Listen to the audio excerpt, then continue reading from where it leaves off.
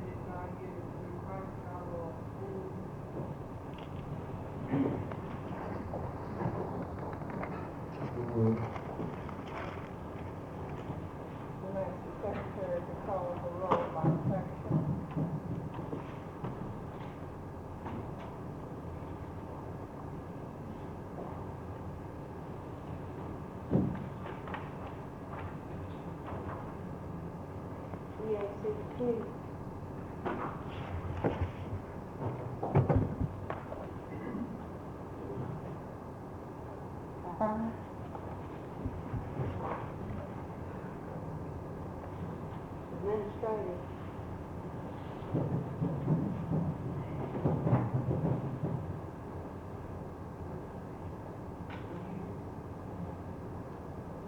How many? 9. General duty.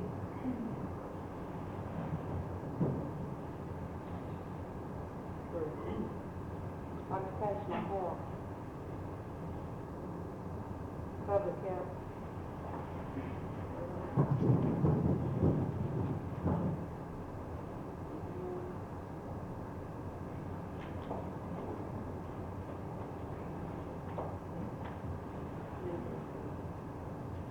Private duty. Same. Yeah, 2, 4, 6. Thank you.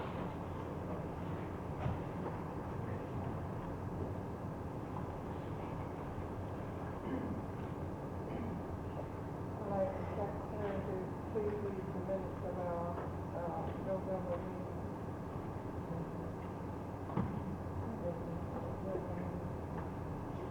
The November regular meeting of 5th District Nurses Association was held on November 9, 1967 at St. Joseph's Infirmary. The meeting was called to order at 4:30 p.m. by the president. Roll call by sections included 10 members of EACT present, 16 members of the administrative section present, 1 member of general duty present, 12 members of occupational health present, 19 members of public health present, 1 member of private duty present. Order of meeting was reversed by the President Ms. Armstrong to allow the guest speaker, Dr. Gordon Barrett, time at this point on the program. Reading of the minutes from September 14, 1967, read by Secretary Ms. Kemper. 1 correction made in her name, Ms. Hall instead of Mrs. Hale. Minutes then approved with no further correction. Communications from the President. Recognition of newly elected GSNA President Ms. Alda Ditchfield. Recognition of newly elected Treasurer GSNA Ms. Kathy Poe. A general summary of the recent GSNA convention in Columbus, Georgia on October 31st, November 3rd, 1967 was shared with the group by Ms. Armstrong. The other state officers elected and announced. Recognition was also awarded to Dr. Barfield, elected to the Board of Directors, GSNA. Report of the Secretary, none. Report of the Treasurer, none. Report of the Executive Secretary. Verbal report by Ms. Atkins. A resume of the Board of Directors meeting. Action taken and recommendations of the Board read by the Secretary. Reports of Standing Committee. Program Chairman, Ms. Merle Locke, has verbal report. Printing, verbal report by Ms. Carolyn Atkins. No other reports from standing committees or special committees.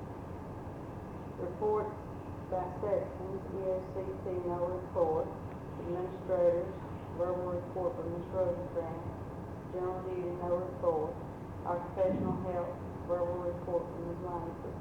Public health, no report. Private duty, unofficial report by Helen Pearson. Unfinished business, none.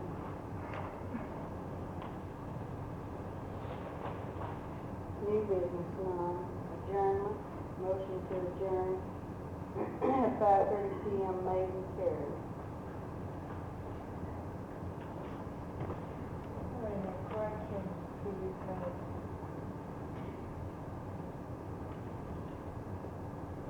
Hearing none, the minutes are approved as read.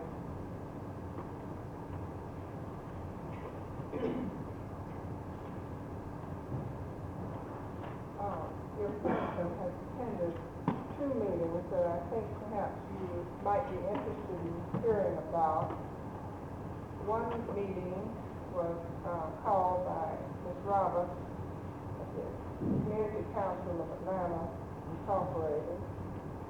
Invited to this meeting was the president of the Greater Atlanta League for Nursing, this district GSNA, the Metropolitan Atlanta Hospital Authority, the director of the nursing service, Metropolitan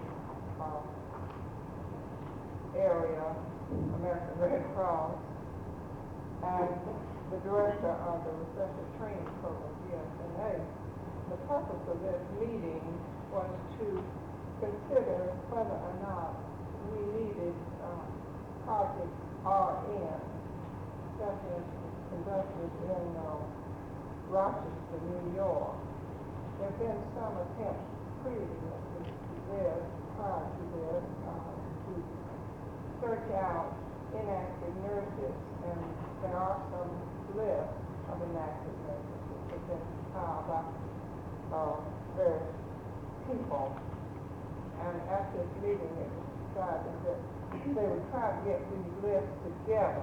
This is some 1,200 inactive nurses. Not only that, there are active nurses we're well aware of, inactive nurses we're sure that are not registered, and so some program was going to be, some method was going to be devised to try to find these nurses too. I don't know that we would carry out particularly the Project RN that they had in Rochester, but certainly we move in that direction. We need some nurses who can be refreshed and become active again.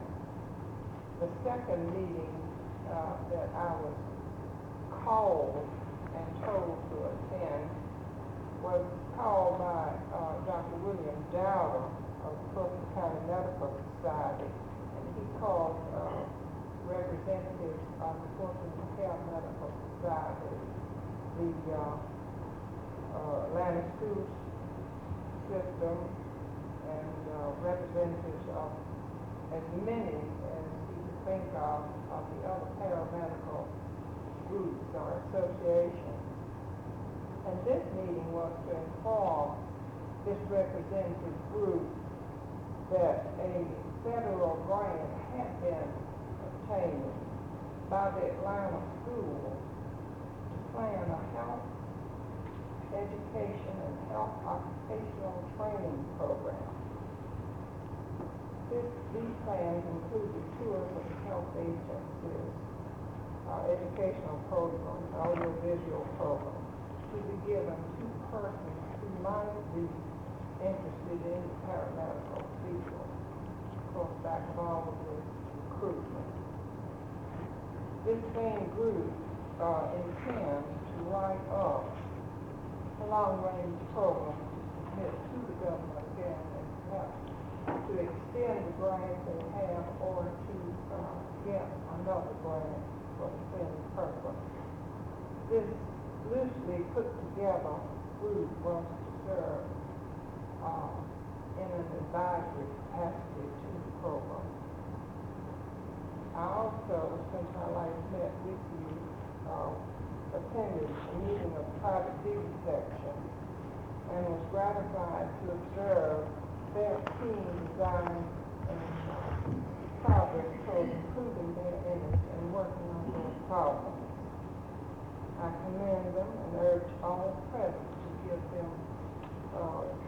their help, your help, and support. And though it has been done many times, I would again like to paraphrase the late President Kennedy and say, ask not what the Georgia State Nursing Association can do for you. Ask rather what you can do for your nursing association.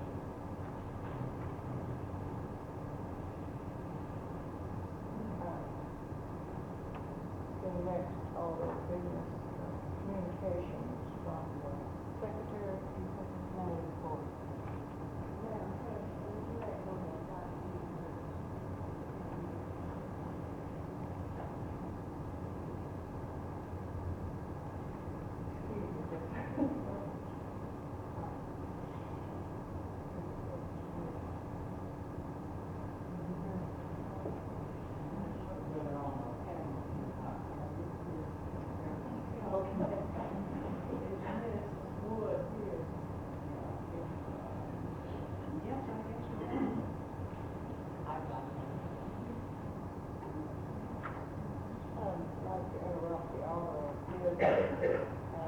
If there are no objections, we'd like to give our program committee the opportunity to present their program at this time. Are there objections to this? If not, it is not.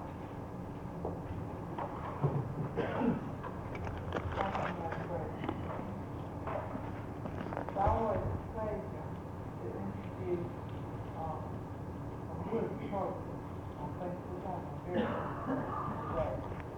It's more of a pleasure too, in addition to anticipating a good program by one of our own members. My colleague will write on and say, now, we need to be serious. I would like to know your your biography. Say where you born, how many brothers and sisters, did you go to school? You know, what kind of place? She was highly intense and she preferred to be introduced as a member of the 5th District Georgia State Nursing Association.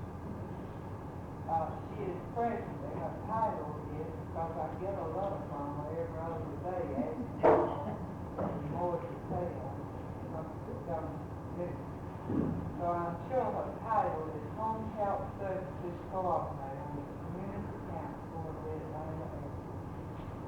She is going to tell us, I hope, first of a very wonderful crisis that was applied for and clean, and how she is going about implementing. She has gathered a panel of people to be with her, and I want you all to ask some any questions you may have about the program they're going to present to you. But I'm going to turn the program over to her. Let her introduce the panel members to you.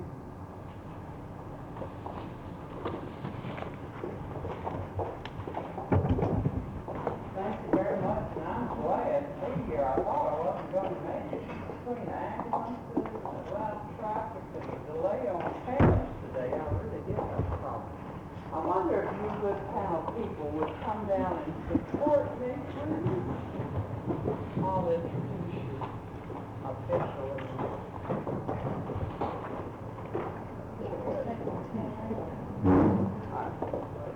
I'll give everybody a little report here. Thank you.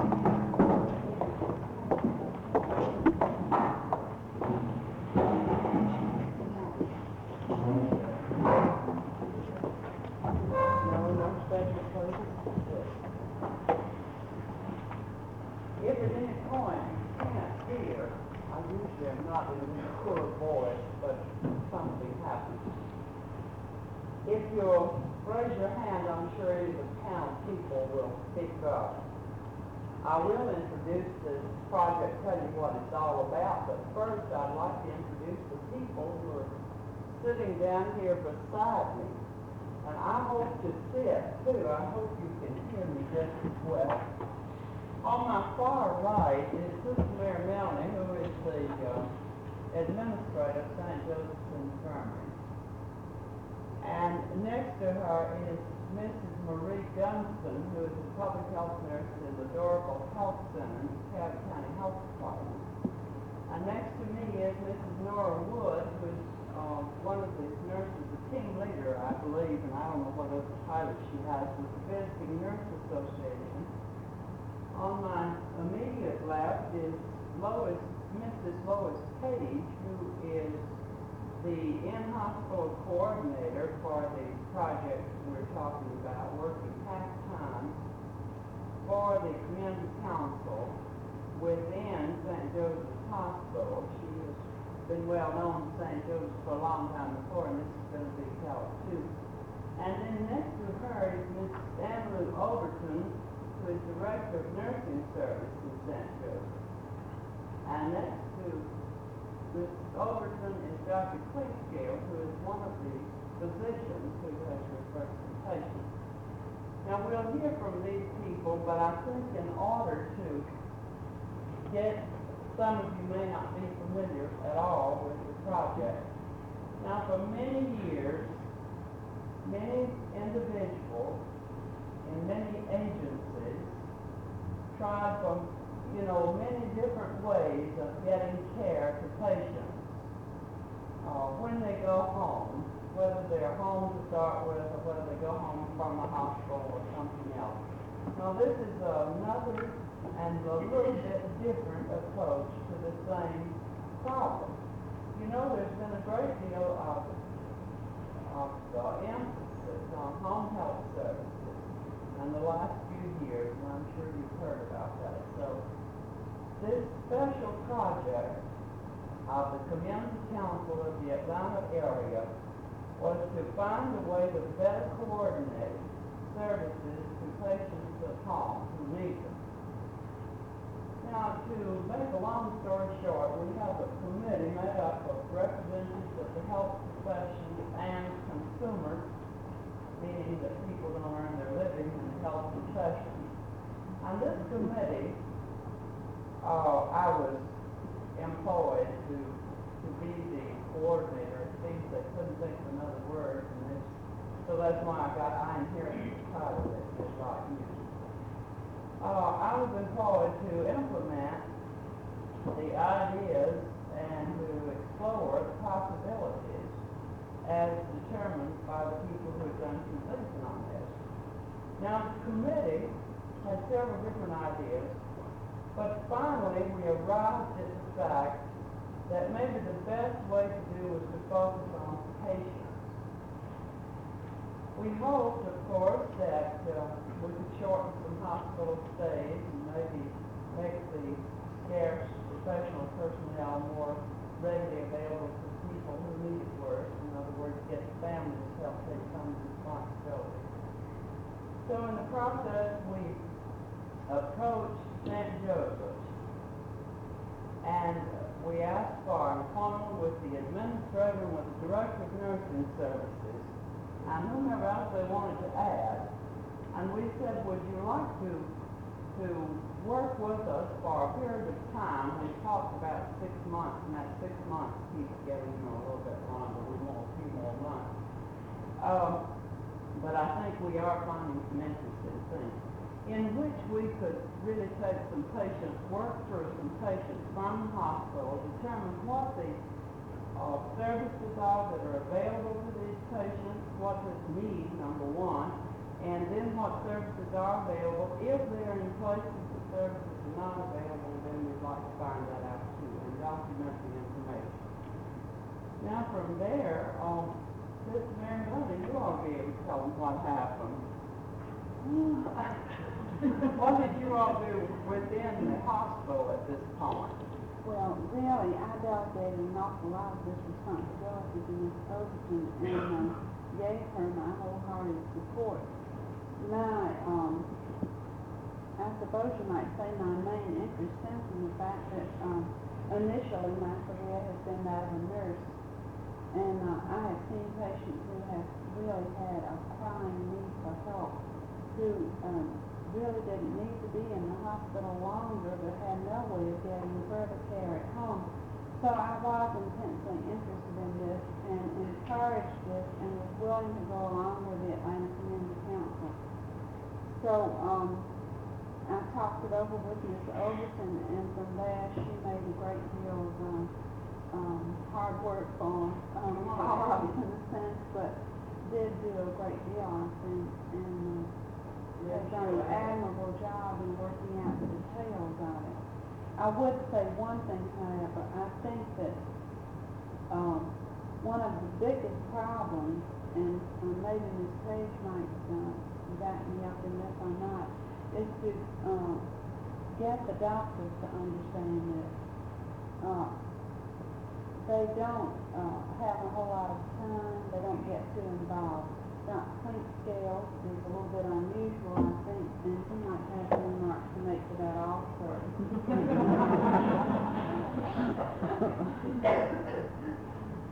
We'll wait and find out how she thinks you're on mute. In his cooperation, I might say. I didn't make it. Ms. Overton, do you have anything to add? Well, I might just tell a little bit about the mechanics, really, of how the project got going. As you used to go, or they may or may not, we met with you as early as May. This would give you some idea about how long it takes to get projects underway. And we met first with Robert. There was waiting time,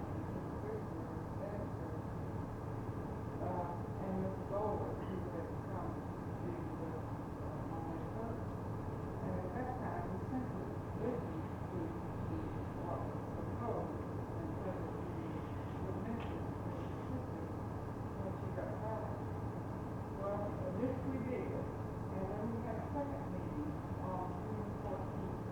At that time, we brought in our social worker and went into further explorations on the project, what was the system, and indicated an interest on the part of people, and that it would be taken to the Board of Governors and the administrative officials for official approval. This was done, and shortly thereafter, the in-service hospital committee was formed, which was headed chairman, Ms. Bowler, and first of the official administrative representatives, Dr. Pendergrass, the medical doctor, Ms. White, supervisor from the department of nursing, Mrs. Henry, supervisor of the DOPC, diagnostic outpatient clinic, and Mrs. McIntyre, social worker. Now, this committee has done most of the work when as far as the hospital is concerned. We are in our role as director, did what we could to give support to all of them and try to also give broad-based help. Ms. Roberts recruited Mrs. Page for this particular project. We had known Mrs. Page a long time. We knew of her good before she was adopted, and we felt that even though she had not had public health or DNA experience, that she would be almost an asset for this, and the truth is true. Well, then with Mr. Knowledge approval, we arranged for her to go with after the agreement, there was the hiring stage. We arranged for Ms. Bowler to go with Ms. Page to Detroit to visit their setup there, and I'm sure they will tell you about it. We were instrumental in helping to get the facilities for Mrs. Page, and we already, so happened that we had already put into use an interagency referral form that Ms. Roberts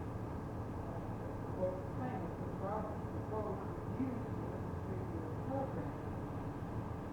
And so the program has gone on since then, then I went on vacation in October, and after I got out of the way, the reef got it all rolling. And when I came back to work, and first thing I hear is Paige and Mr. Roberts during the hall say, we've got a first patient. So that was wonderful, and so the program has been going since then, and we've been getting real thrilled. In fact, they this time, I hope it's starting on mine, the other, some time ago, where it seemed that we had all we could possibly do when we wanted to be a part of this program.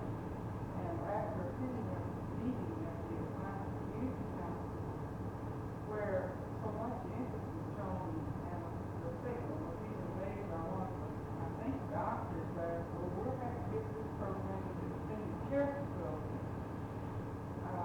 That it was worthwhile because we had done something that I felt we felt here at the hospital would be in the long run that that's all. Just carrying out part of the cooperation with the hospital to be interested in and provide services to the community. But for long now, I want to add one of the other, I have always felt that our responsibility as nurses profession began before they got to the hospital, went on during the time they're in the hospital, and extended beyond the hospital.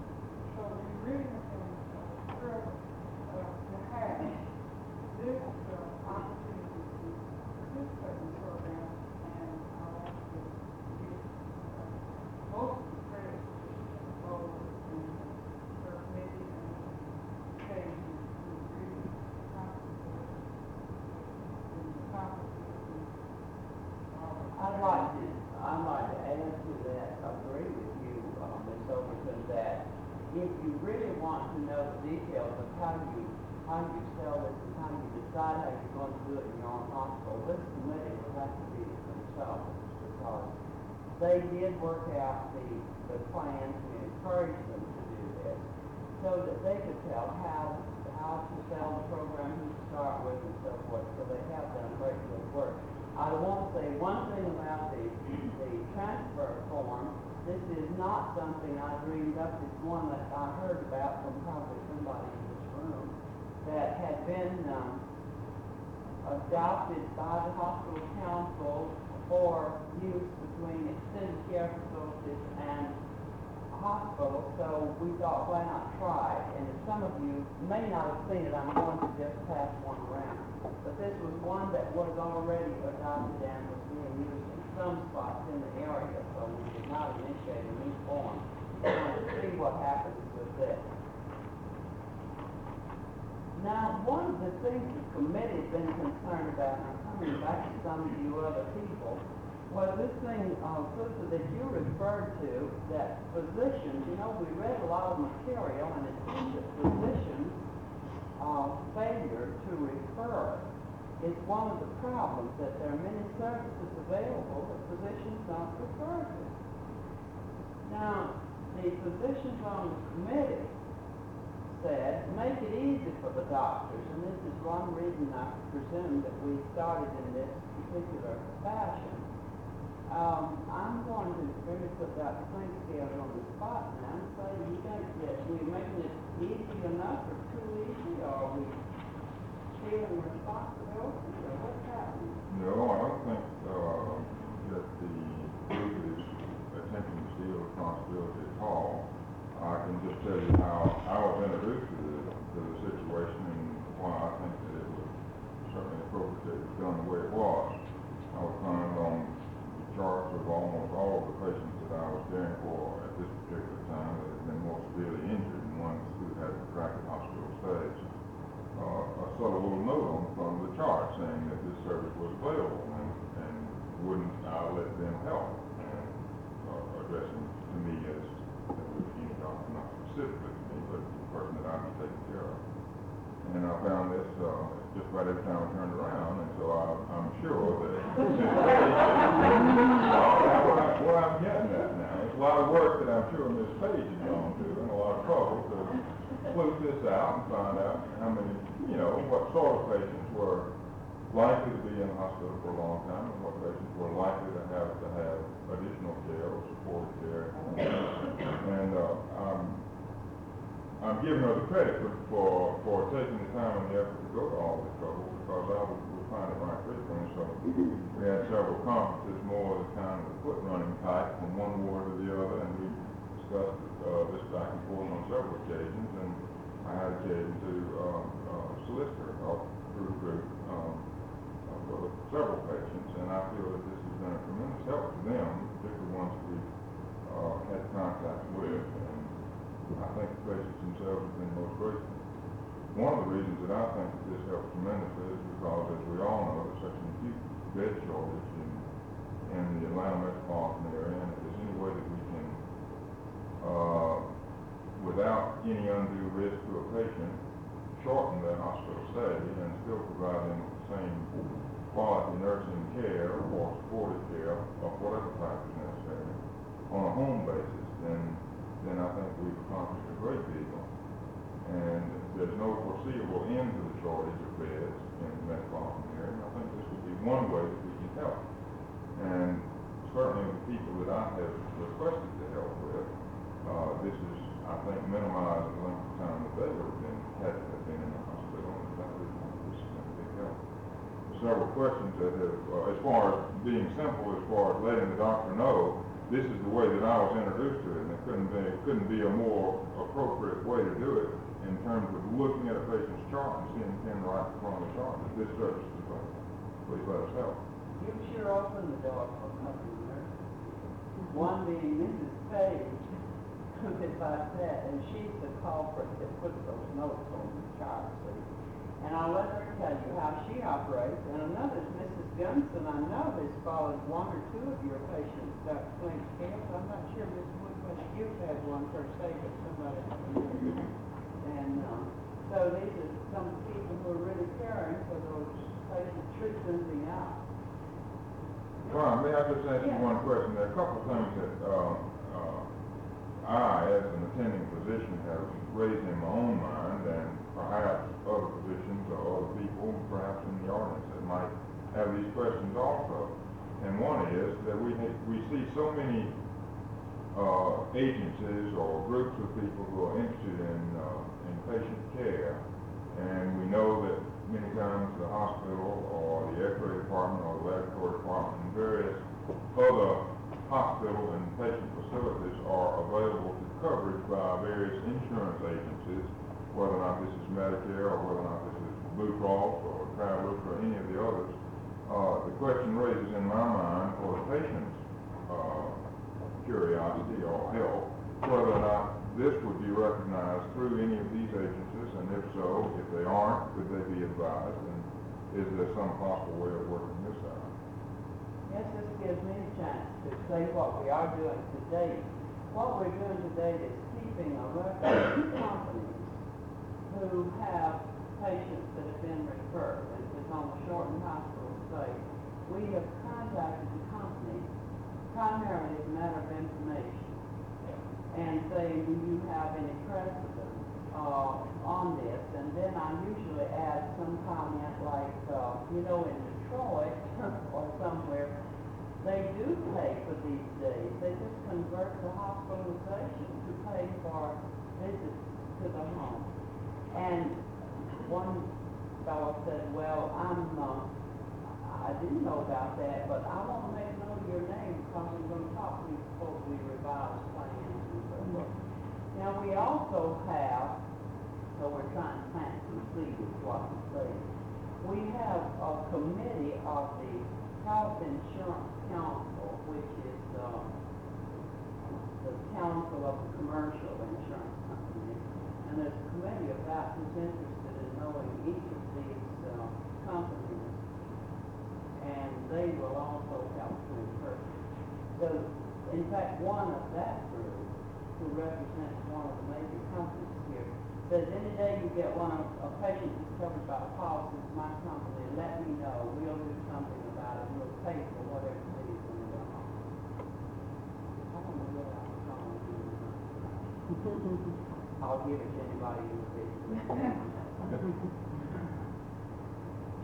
But that is one of the things we are interested in, and we believe that if we can document certain information that is realistic, that this is a future that's normally not done.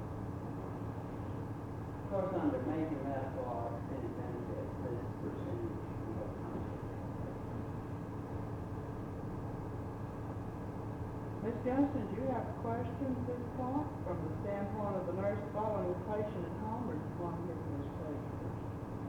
Well, I have no questions. I'm going to give you the stage. I have some information and I still get on Okay, tell them what you do, because I think this may be helpful to help you out. Remember, she works in Santa. But I think my enthusiasm began with the trip to Detroit, which was very interesting, and really saw the plan working so well on here. And we introduced talk briefly to the staff here on November 8th. But again, this is one of the things that Dr. Kingsdale said. He first saw the little notes on the chart that I need after taking around. What I do is go to the department, different floors, and look through the cardexes with the help of the head nurse, and seeing which patients could benefit from the home care. And then we do the doctors, just to make them think about home care, because I really think a lot of them aren't aware of all the things that are available and how we can help the patient. Dr. Kingsdale was very kind in referring the patient. And I think we've had up until today 14 referrals from here. And I would say about 2 months here down from the time we talked to Would you like to share with them what Detroit told you? Detroit has a program that's been going for about 10 years. Did they tell you all that you'd be lucky if you got 2 or 3 referrals a month for the first year? So we're not discouraged. And then as I get the referral from Dr. Nelson, say, what is it? And then we explain to them a little bit what we're trying to do. I contact Ms. Roberts, and she kind of takes it from there, and I let her know what we need, patient needs. And we try to talk to the family before the patient goes home, and the patient tell them what to expect, and how we're trying to talk to them. And this we see is probably something that we'll need to tighten up a little bit on, because sometimes planning ahead is not enough that we can really talk to the family in this kind of time. Referrals comes when you have all of a sudden Sunday morning, something, and then the patient's going home in an hour or so. So I do try to get them. And from where I get this contact, we have set up no new services in the community, and we're not planning to, as long as we have services that we want those services used and then expanded as need to be and so forth. But then if the patient lives in Newton County, which we have one right now, then I am supposed to be familiar with what there is in Newton County that can render the types of services that this patient needs. And I have a lot of friends in this state, thank goodness I find out if I don't know. So the public health nurse in Newton County then has been able to, this particular patient needed nursing and speech evaluation, believe it or not. And we were able to get both of these in Newton County. So I think, we're finding out some things that probably, I guess I'm indicating that I may have been a little bit surprised myself. So this is what we want to do, and this is what we do. So we've had patients who have been cared for by, let me just summarize, the first 10 patients, 7 of them the nursing service was done by the official public health department, 3 of them by the Visiting Nurse Association. And the county health departments involved, there were 4 or 5, 6, I guess, Rockdale, DeKalb, Fulton, Clayton, Spalding, I guess 7. Anyway, it's pretty widespread. We just said we won't refuse a patient going to any spot. We'll investigate and see what is available. So that's what we do, and we're still handling it pretty much on an individual basis.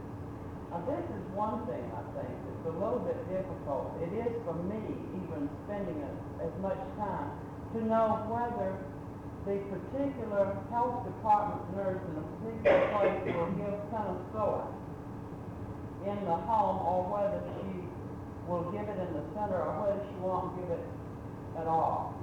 And this is why I think that we're trying to make this easier for people to know. We are handling this on an individual basis at this point on specific things like this that come up. We have had several meetings with the nursing directors from these various areas, and we will continue to do this so that we can plan and keep service planning going along with the referral and continued care plan.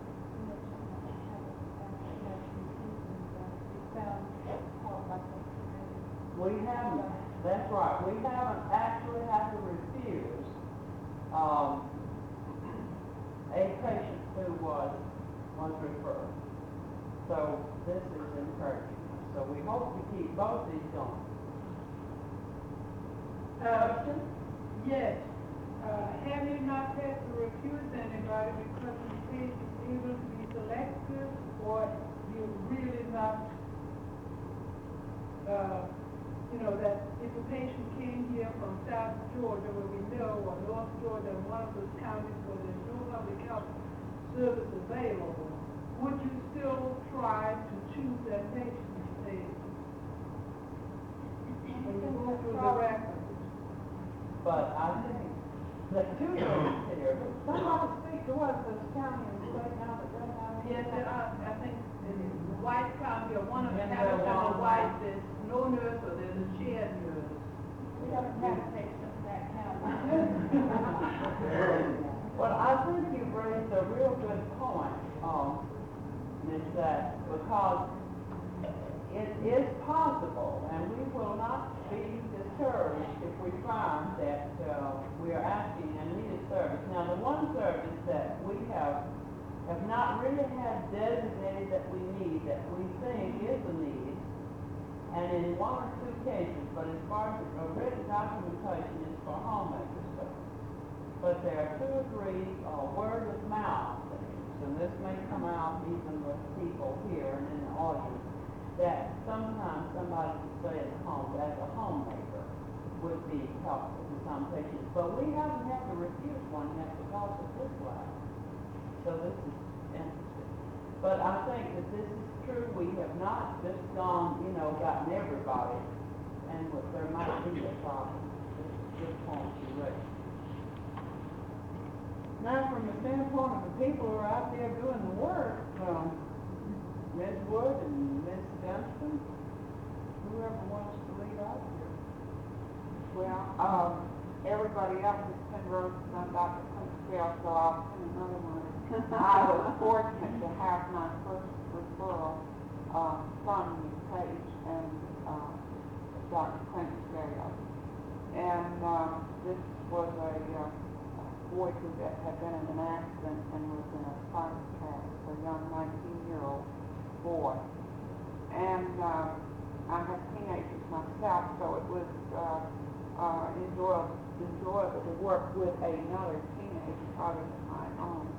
And I felt like I had a little experience with them, and of course they are kind of in a passed as their own. John was just like any other teenager. He was very pleasant at times, and he would pinch his head off at other times. I think Dr. Finsfield would agree with me. The first thing we do is to call the home when we receive this referral and make arrangements with the family so that we can go at a time when it would be convenient and we could get the most out of our visit. For instance, make sure it wasn't at a meal time or when something else was going on that we wouldn't benefit from the visit. This is the first visit. Sometimes we have to be very careful to keep in mind specifically what the doctor has requested, because you get into the home and sometimes you see so many other problems that you could easily get out of the home and find that you haven't taken care of the problem at hand. So it's important to keep this in mind. And we evaluate the home situation to see what the family has and does not have to facilitate carrying out what the doctor has requested. This would be materially, and well, some families just aren't equipped, and you must really do some education to teach them and let them know some underlying reasons why you must do these things. A lot of this had to be done with his family, though it was a very well-educated, intelligent family. They've never been faced with a problem like they have now. After we evaluate the situation and see if they have the things that they need, we go in to teach them just what needs to be done and try to observe the interaction between the family members because with this patient, because if there's a non-acceptance here, you're going to have to work doubly hard to accomplish what you need to accomplish. And then again, particularly since this was a teenager. We come back to the office then and try to ponder over this thing a little bit to see just where we must start on the next visit. We call the doctor, or maybe this is not just the thing to do, but I call the doctor and talk to his nurse anyway, and then send a written report. We have sent written reports to Dr. Finsfield and to Ms. Page. However, not at each visit. We kind of lump these together, and so that we have a report of several visits. Problems do come up now with this patient. He was re-hospitalized at the hospital appendicitis. Had to have some fancy work done on his past. Well, this is what you brought up a while ago is particularly valuable to us because many times we get a sort of distorted view of what is really going on at home too. We don't always know what's going on at home, and John, this particular patient, has always put up a good front to me, and I've never seen him in the particular situation that I'm doing with most season, perhaps even you. So the information that we get from those of you who visit in the home and who can report back to us is quite helpful sometimes, and many times we lose track of things too because we take for granted so many things that are already in the hospital facilities that we have available at our fingertips so easily. It is quite difficult to come by for many patients, and for example, you'd be surprised how many people don't know where to go get their crutches. Perhaps you don't yourself. You never had to run up a pair. These are always readily available around the hospitals or in large drugstores, but you've never had to do this. Even the simple things like this are a complete surprise to a patient because most of the times their hospitalization, frequently anyway, is a first occurrence, and so many things apply to them, and they don't know what to do. And even help, and so they may even be embarrassed to ask the doctor, for example, what to do. And if they have some other way of contact or some other medium to contact us through a person who visits in the home, this is helpful to us, and this information is valuable, and the suggestions that they make to us are helpful too. So it's like so many things that we all do. It's a team effort, and we do it together to the patients, and mutually benefit. Now, another thing that we have attempted to do is involve the community with the patient. Now, I don't mean that we're very careful, try not to duplicate any services, but for instance, John's needs were more than, the most important need, of course, was to check in for pressure areas and see that he was doing his quadriceps exercises and turning as he should. But it was a lot easier to do this and to see that he would turn if he had a reason to turn, other than just that the doctor said he should turn and that his mother kept nagging him to turn, and because she knew he should. But if we could get him to turn because by lying on his stomach he could paint or work on these model cars, which is something that he likes to do, he would turn on his abdomen to something like this, where he wouldn't just turn just to turn. We did contact the Dorville Recreation Center, and we got some ideas from them about a few different things. We had a few ideas, but it was much more helpful when we solicited their help to kind of have some things stored up to pull out of the bag when he got tired of the work he was doing. Do you have any comments from your phone reading this? When we received the referral in our agency, our initial visit very similar to hers. I would like to say, here at old agency, we get a lot of referrals from these places that when we admit patients, our main objective, of course, is following the doctor's orders and rehabilitating the patient as quickly as possible. We usually try to do this on our first visit too, after going into the home, evaluating the home situation, talking with the family members, the responsible person to carry out our program, and then talking with the patient, trying to set a goal of the patient and the family, and work towards that. Maybe it takes 2 months or 3 months, depending on the situation. And I would like to say that in the hospital, we have shortage of beds, and with us, we have a shortage of nurses and technicians, and we have found that this works better if we stimulate the patient to work with us.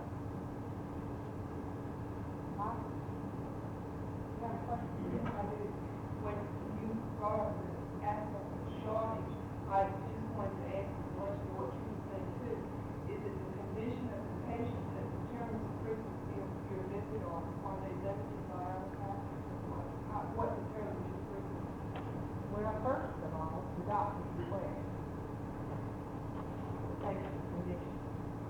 Many times the doctor would request us to visit 3 times a week, and we go into the home and we find the person who is trying to keep care of the patient in the home.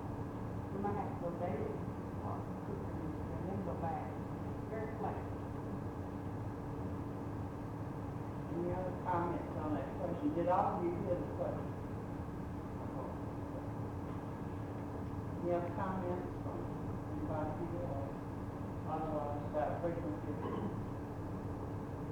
I will say this, that it's not always as easy as these patients that, for instance, with John, and they're just like the revenue program, I think there are problems that do come up, and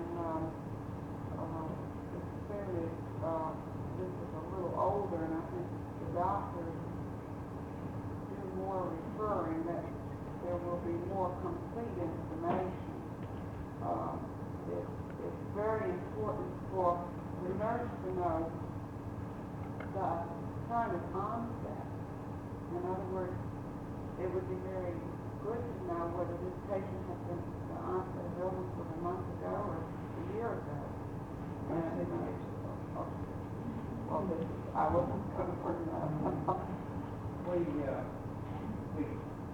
threw Ms. Johnson a curve, and, well, actually, this was a patient who had a long history, and this is kind of a problem. How much information is enough? Because, you know, if you send all the information, sometimes it would be a raft of material about this big, so this is the question. But this is one we're going to have to keep struggling with. And to be sure we get enough information to people, and yet nothing that is too much to go through, you know. So this is a major problem. Anybody has ideas, we're open.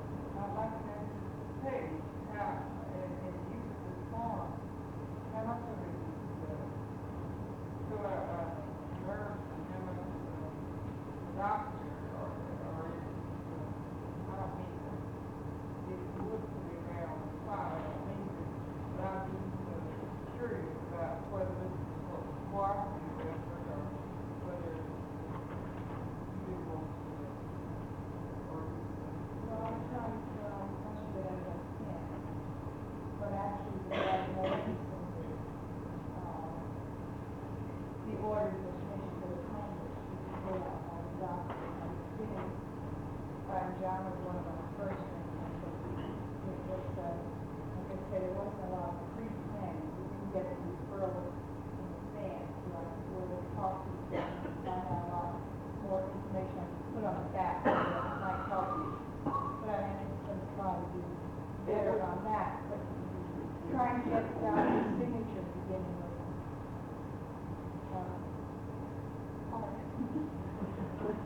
It would be very helpful if the referral, did have, a page the care officer sent back. In other words, where it would be, could be worked out in some way that when we wrote up our report, it would be certificate, one for our file, one for the doctor, and one for the nurse. you mean this, I mean, this is your, But I put it. Or a revision. Whatever.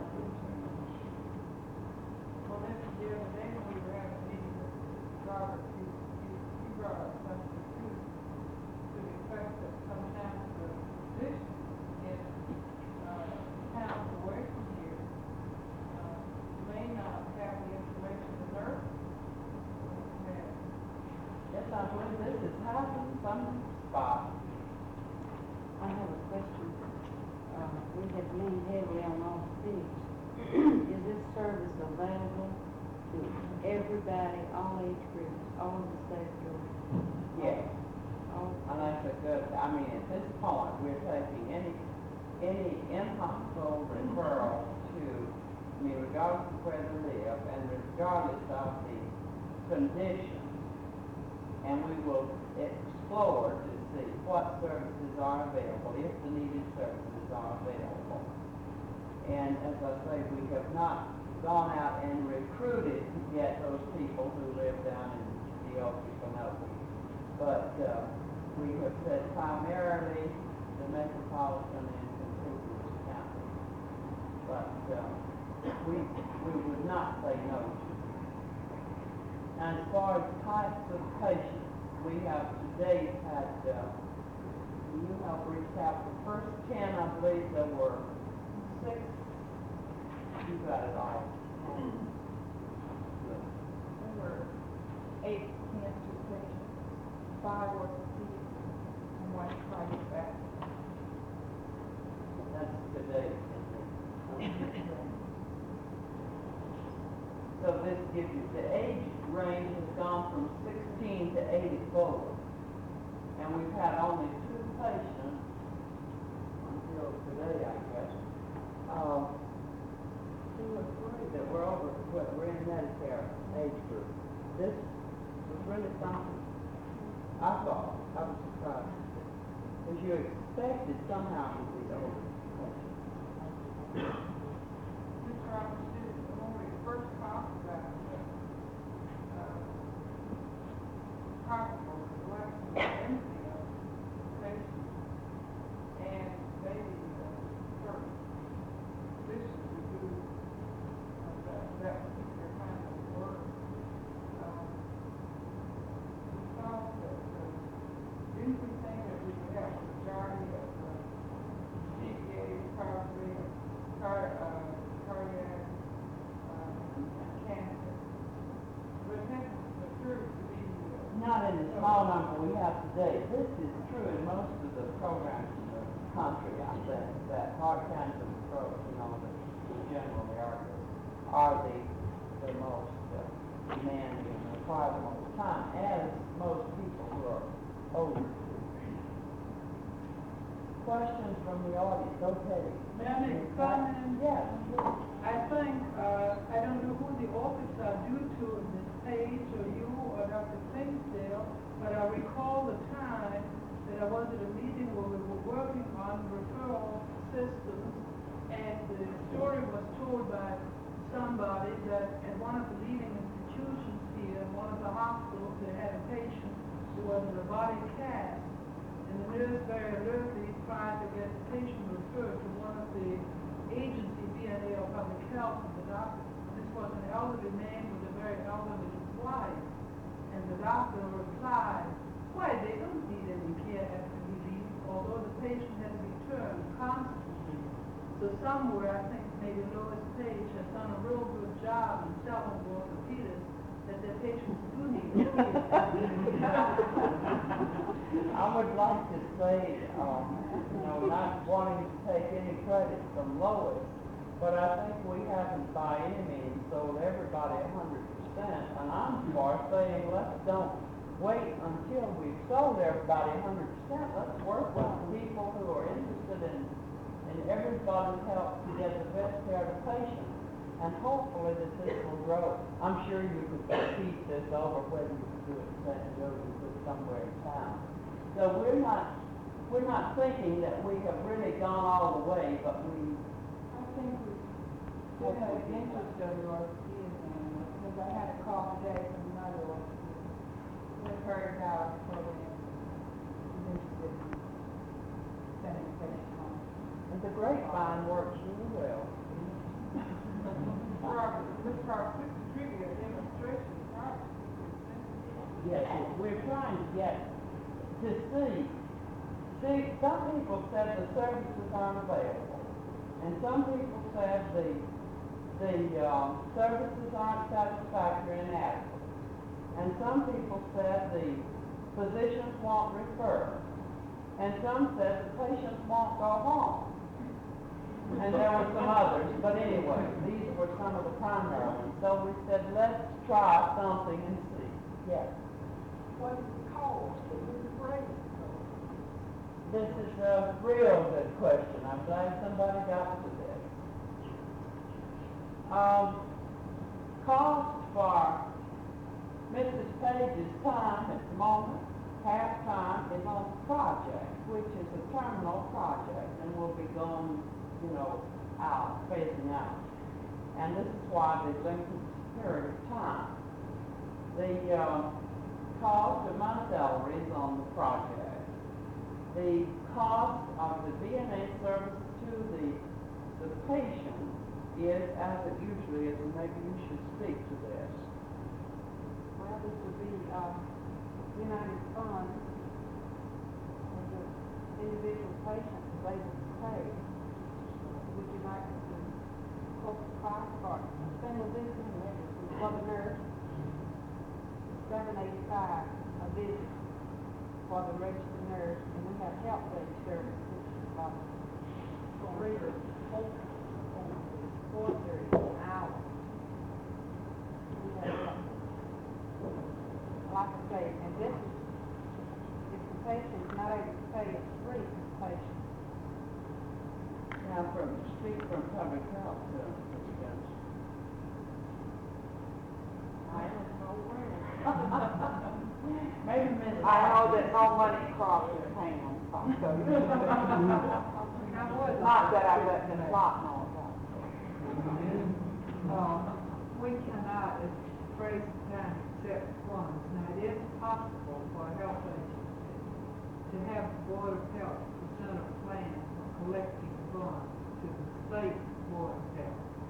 And it can be approved, and then we could have a method of accepting funds for studies. This has not been done in the metropolitan area, or anywhere that I know of. Now, what I think we may go into is the home care program, and we'll have to wait and see what develops. But right now, public health costs are borne by the taxpayer of the respective county.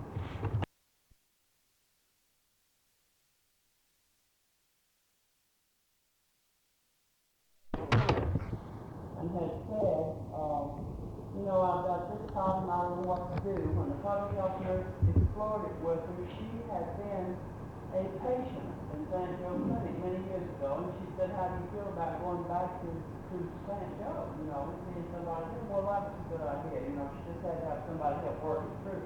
So if this patient, if we can find this out, we refer this patient back to that nurse that she knows, whether it's VNA or public health, if she's still in the area. So this is number one.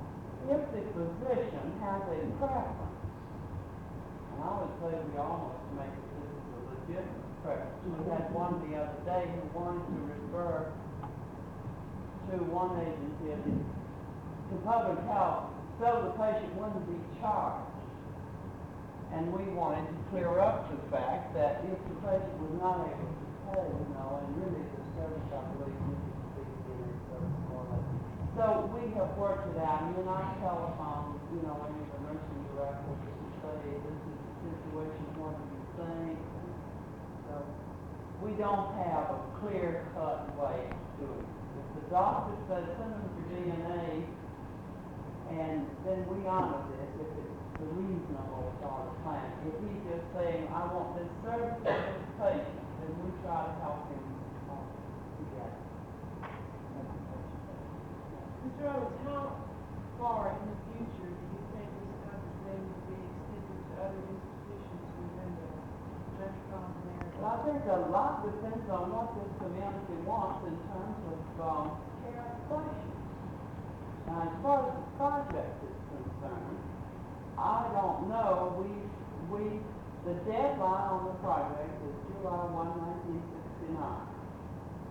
Terminal non-renewable under the present setup.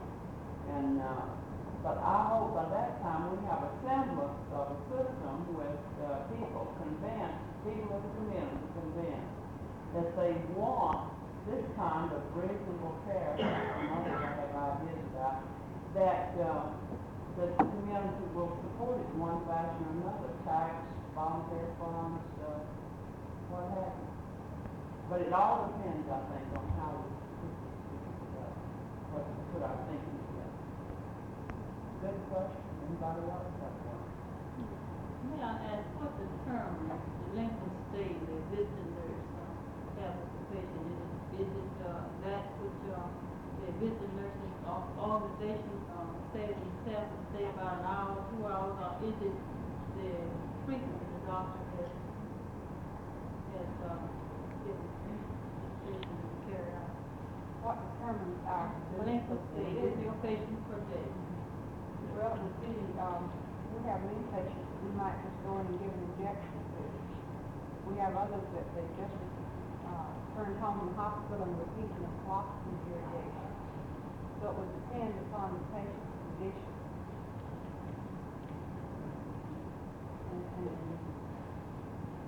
Well, I hope we have teased your interest. I have a question. Yes. Yes. Got one more. Some of our public health staff think you might refer sometime to us a patient whose treatment we would be unfamiliar with. And I think they're in the audience, may not act, so I'll speak up. This is a good one, your plan for this? I have This a question has been, it came up real early, I think within the hospital, as I recall. Betty, would you speak to that? This came up pretty early, seems to me. Somebody said, well, suppose we have a condition that we don't know. The patient's getting something we haven't done for a long not time. exactly removal of a heart in the home or anything. No, but something that's new. You're a bet you are.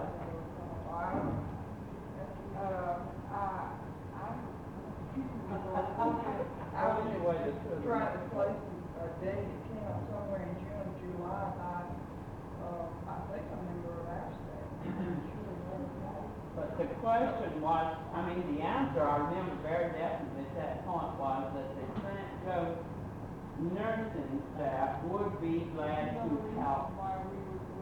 Yes, I remember that this was a commitment on the part of the people in the hospital. For example, if you were to get a patient who had a little unusual type of procedure, or something you hadn't seen or done, I know you all were sure that you would take these people if they needed it. And if About like that. we can't work it out, we'll find somebody. So the Now, public somebody health here has- place from down to Okefenokee could come up here and you do a demonstration and let her return it so she would feel safe in this procedure. We sure would. Work on it. In fact, Just hold 1 second, will you, and let's get, We have had doctors and referring patients to us request that we meet in the hospital, in the patient's room, and observe him change a dressing, do an irrigation, a chest irrigation, or something of that type. And we do that, and then to carry it over to our other nurses, we do shared visits.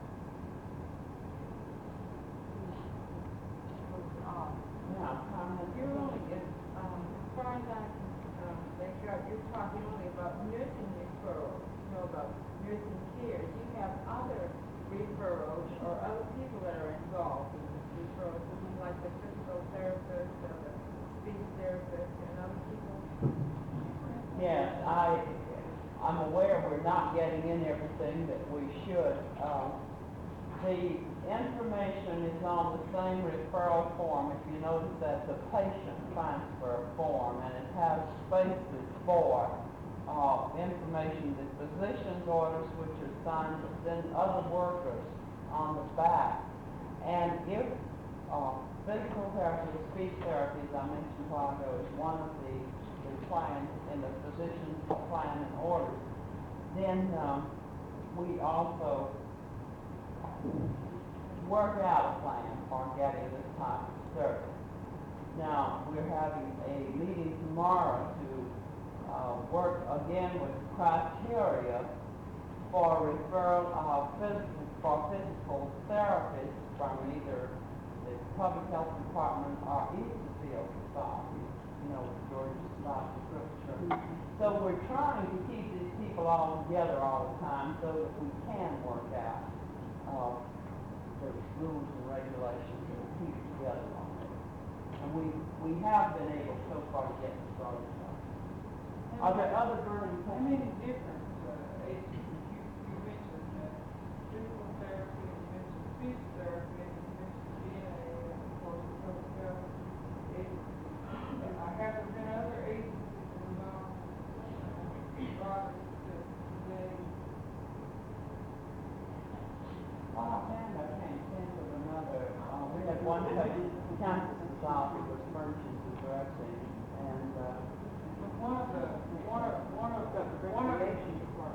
yeah, you're right, Rick, but one of the things we wanted to find out in this project was the resources available. yes. And I should think you would sometime in the future, certainly use vocational rehabilitation services, because they are very effective in many areas. Yes. You mentioned speech therapy, yeah.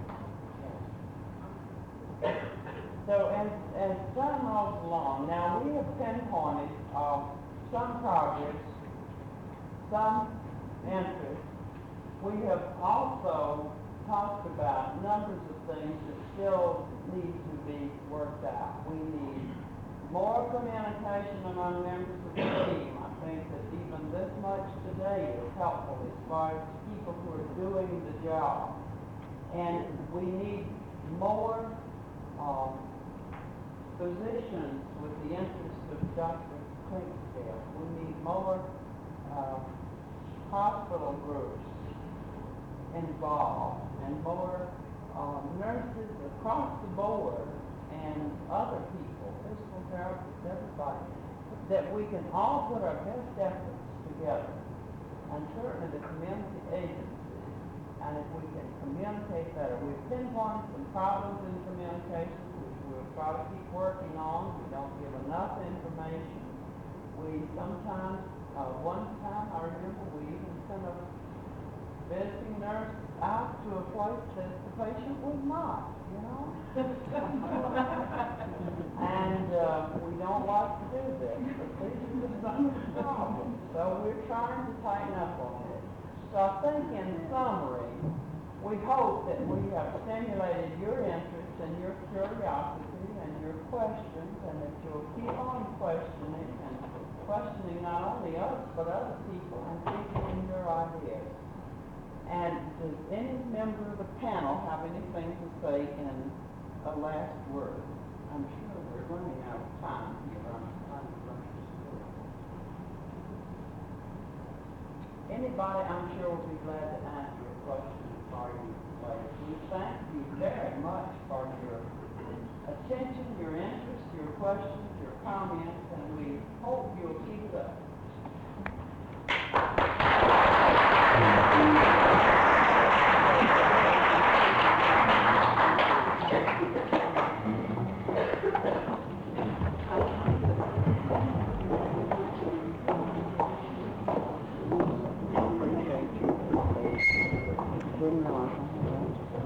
We certainly enjoyed it very much. Glad I got those things.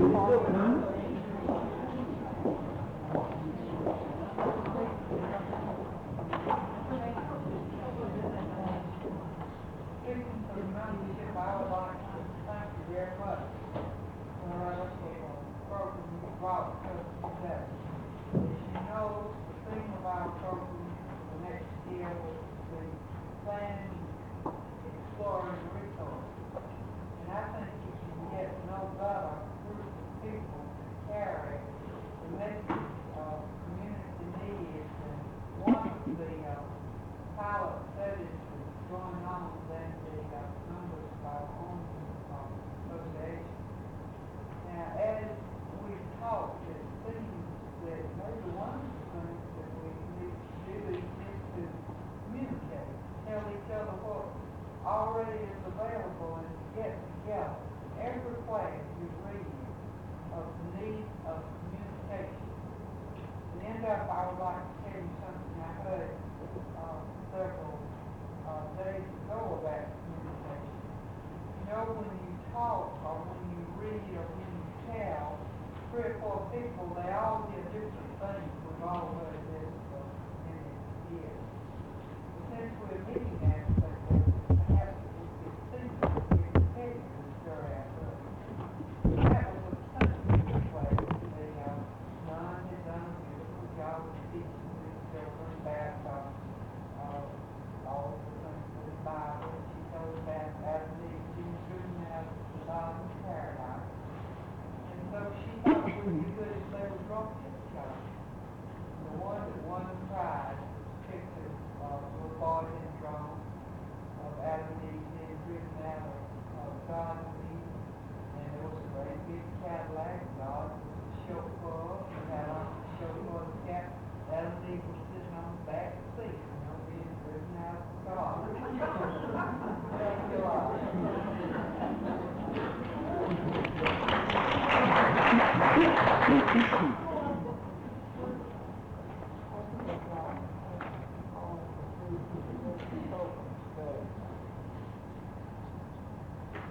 During the order of business,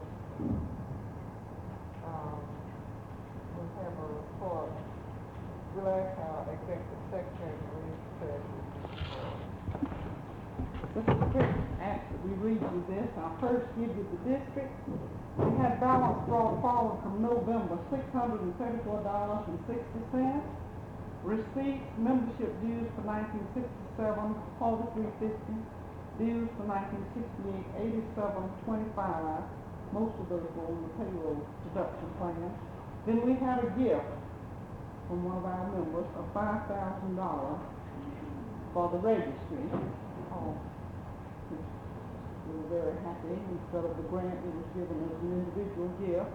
And miscellaneous, $28.45, making a total of $5,159.20, giving the total with the balance of $5,793.80. We transferred from savings the minimum amount because we were trying our best to leave at least $1,000 in savings, which is what we did, and we took $234.85. Now with rent, salary, telephone, mailing, postage, supplies, and miscellaneous, that was $808.49, and then of course we deposited the registry check for $5,000, a total of $5,804.49, which left clear in the bank on the 1st of January, $220.16. We had $134.46 with checks out, agreeing with the bank statement for $354.62, and on deposit for federal savings, $1,000. Now, I might say the balance of $216 did not take care of salaries or of the office rent. So the treasurer did inform us on Friday that we would have to take the $500 to take care of it immediately. I think it's well that I tell you right now in giving this report that all of our monies are going up to A&A, and they're supposed to send us some in. But to show you that we've worked down to the very last, the roll of ad machine paper gave out this afternoon, the photocopier gave out today, we had 2 onion skins left, we have no printed envelopes left, and we have no blocks of stencil. So that is the report for the, we're going to start from scratch. We need money, and we need the renewals, and we did get in 9 checks before Christmas that we have not been able to send in, and we did have 4 instead of the 5,000 we usually had in the post office box on the 1st. We had the voucher for the 5,000 for the registry, and we have had 6 renewal or new ones. Now, I'll give you my report later on, but that is the report for the registry, and it will be placed on file. Then I'll read you, that is the report from the district. And the report from the registry, this is from November, and they had brought forward in October $2,535.80, membership dues and billheads $118.95, giving a total of $2,654.75. Rent, salaries, and the Internal Revenue Service, they have to deposit monthly, amounted to $1,355.47, leaving clear in the bank $1,299.28. We had checks out for $418.27, which agreed with the bank statement of $1,717.55 for December 3rd.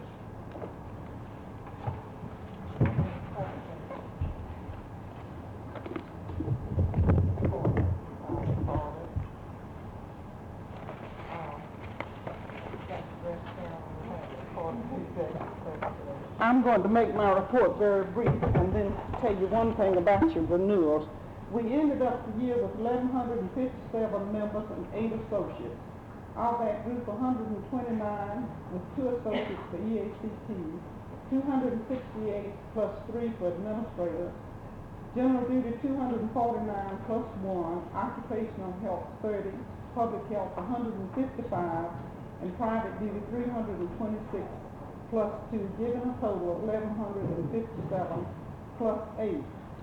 We lacked our membership quota in meeting the budget for last year. Now, the thing that I won't take my time to tell you about is when I came back into the office We have some beige cards, which are duplicate of the one that you received from A&A, and they are for the new members. We are not clear in our directives yet. We have to hear from New York. I'm sure that they have many problems on what we have to do in regards to the new members, reinstated members, and the payroll deduction. But we are clear that if any of you lose your card or you need a duplicate, you will have to contact Mr. Chester Brewer, the American Nurses Association, 10 Columbus Circle, because they cannot be duplicated in the office. It needs the IBM machine, the computer, to do it. Books are up to date and being ready for the audit. And we have a resume of successful board action. The regular meeting of the Board of Directors met on January 1968 in St. Joseph's Infirmary. The regular business was conducted, and I think the only action taken by the board was a motion that was presented to the board by a representative of the Friday section. The motion reads that A&A be asked to send a field representative to help set up levels of nurses for Friday section. This motion was carried. The meeting was adjourned at 5:15 p.m.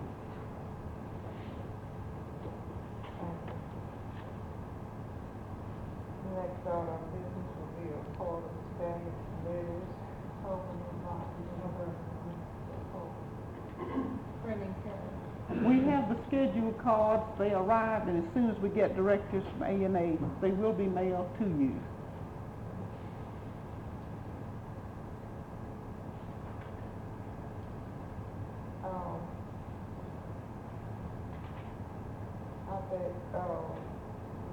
Any other reports of the standing committees?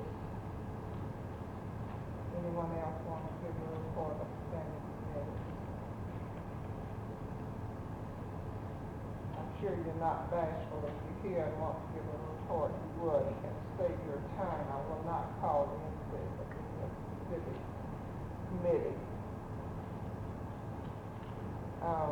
Next on the business then will be a report of special committees. Is there anyone from any of the special committees who would like to make a report?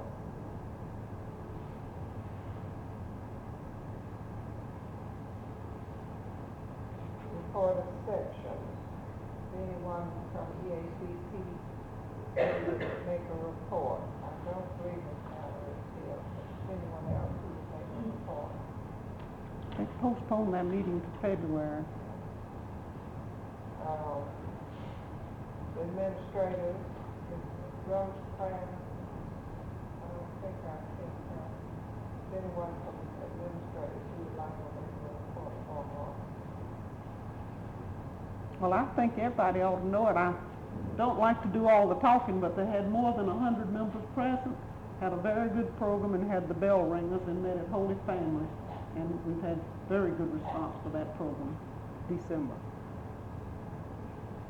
General Leader, She asked me also to tell you that they're going to have a meeting on February the 7th at Crawford Lawn, and they hope that you will encourage your members or your staff to be present, and they have elected some new officers in December and hope to be more active next year.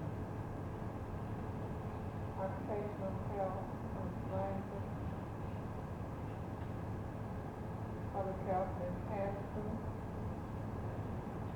Private Duty, Ms. Stebbins. We have been newsletters before we meet to attending, and we're also working on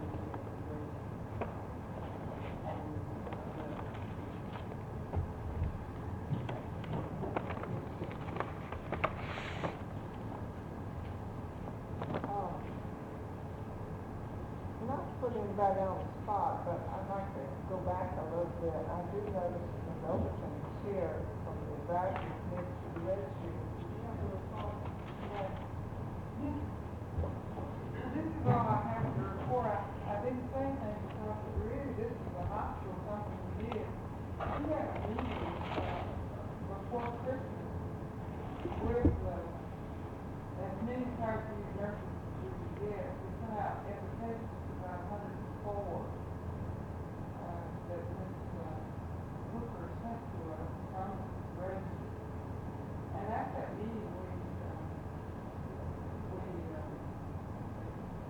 gave him a summary of what was going on in our hospital, that we thought would be of interest to them, and also they needed to know so that, or we thought they needed to know something.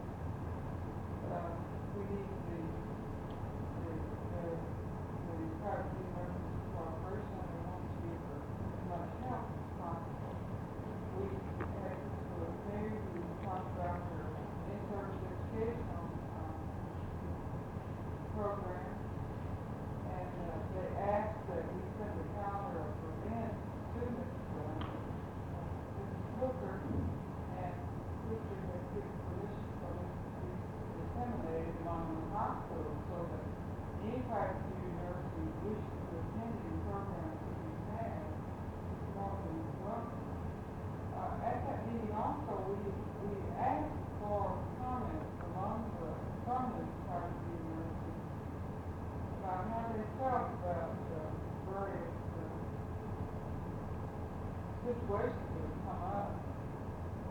One was, you said, long grace to continue.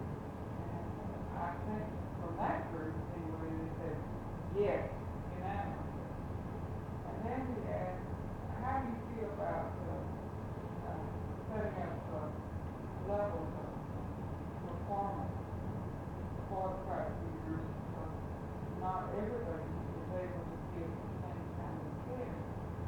And we had what we thought was a very good discussion among the nurses present about this, and the general agreement was that they would like to see work done in this field, and they did inform us at that time that your section was going to ask for assistance from it and they would do this. So I had this meeting to get as much information as I could, and then we asked, we also had some conversation with Mr. Stegman, and have been asked to attend a section meeting. And I said I wanted to do that before we had a meeting of the advisory committee, because I wanted to know exactly how private university felt about the situation before we take in her ask the hospital really to go all out and give support, because we're one of the few hospitals that's still supporting the registry. There are some others, but it's our intention to hold a meeting. We have not yet called a meeting. And this is the reason, because we want to give as much information as we could beforehand to advise the director and the doctor representative on the committee. So we will be meeting with the nurses some more, and I hope by next meeting we have some candidates. I'd like to say a word of thank you to those for sending that invitation to private university. It has been the most generous invitation and the most helpful thing that has been done for private universities. Back over a year ago, we asked some hospital administrators to meet with us and discuss these problems, and refused to do so. So she was very generous with her time, and we do appreciate it and thank her for her help. We are very busy. We are getting out some letters now to personnel, hospital administrators, and so forth. We are not pointing the finger at anybody, and we're not taking the blame for all of this. But we feel that everyone has been responsible for the shortages and for the inefficiency, because as the state registry committee meeting that I attended back in the fall, and after studying this, had hospital personnel, the doctors, the nurses involved, the registrars, all abided by the bylaws of the registry committee, there would have been no problems. And the nurses participated. Everyone was to blame for this situation, so we all must pull together to rock the situation. and work hard towards it, because Atlanta needs an additional resource.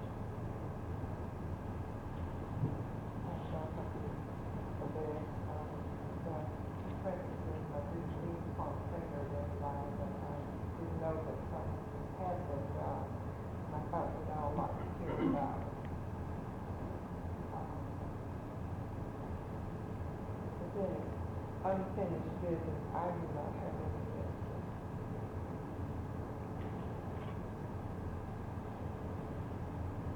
We do have an item of new business that we need to take some action on. I think part of this originated before I took office, so I asked our executive secretary if she'd give us a little background information so that we can act on a resolution subscribing to the National Memorandum of Understanding between the Veterans Administration and the AMA. Carolyn, would you kind of brief us on? I'll make it just as brief as I possibly can. In June, they called me from veterans and wanted to know if we'd had information about a new agreement that AMA had made with the veterans. We had not. So they gave us the papers that they had, and we made extra copies for them. And at that time, we did visit veterans. And what it is and what it amounts to, we have hoped to hear more. And there was a release sent out by Mr. Brewer on July the 21st, went from the business manager to the state president and to the executive secretary of the state. This was forwarded on to Ms. Alt, and checking our mail came in today at noon, so that's why it did not come before the board Monday. And if we wait until March, the third of the year will be gone, and what it resolves itself simply is the fact that the American Nurses Association and the Veterans Administration formed an agreement in which they made up a resolution, a memorandum to that effect, and that they would support the national organization and would authorize them to do payroll deduction plans. And until we sign a resolution that we approve this and the national, that we subscribe to this national resolution that AMA, Ms. Whitaker, signed for us with the Veterans Administration, then of course they cannot proceed with their payroll plan. If you'd like to have it read, we'd be glad to do it, but it's pages long, and all it simply says is that in order for them to enter with the payroll deduction plan, I will tell you that Ms. Miller, Delora Miller, was the person assigned as the representative from the veterans in charge of their membership. We did go out there in November and we talked to them, and this is the result of Ms. Miller's letter to them directly that we got today, in which they asked us to respond. She had to have a special form that came out from the superintendent of documents from Washington. But with all the legal paper, it merely amounts to the fact that AMA and the veterans agree that they want payroll deduction plans for the American Nurses Association. And if anyone's interested, I'll be glad to read the letter, the full-page letter. Thank you. With this information that Carolyn has given you, do you wish the resolution read? Are you willing to take action without having read the resolution? It is here for you if you want to read it. As she says, it's a little bit long, and she has told you briefly what it is. What is this resolution?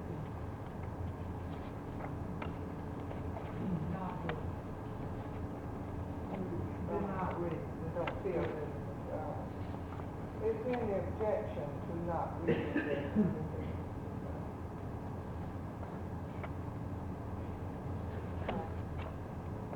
Here none.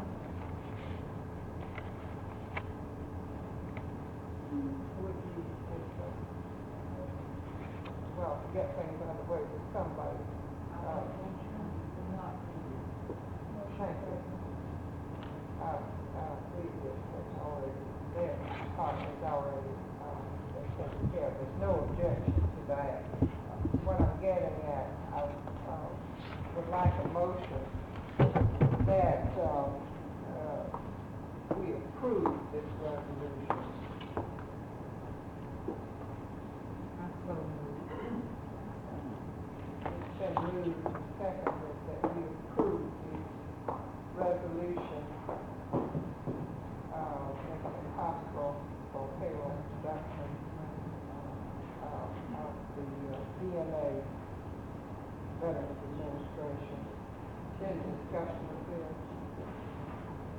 All those in favor, please say aye. Opposed, no. Carried. Is there any further business?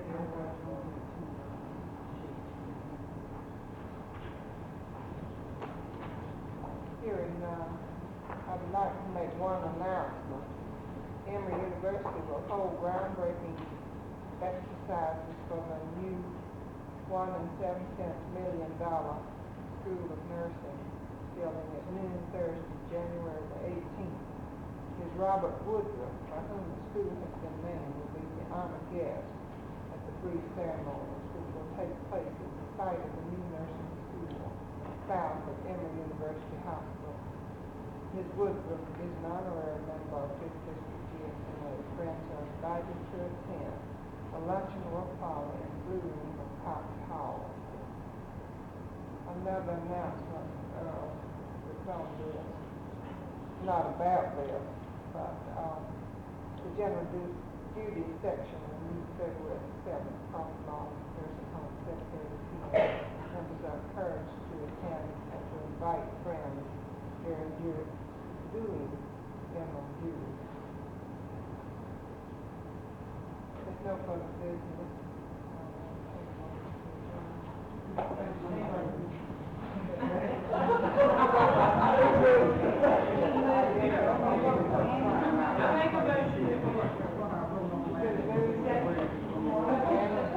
I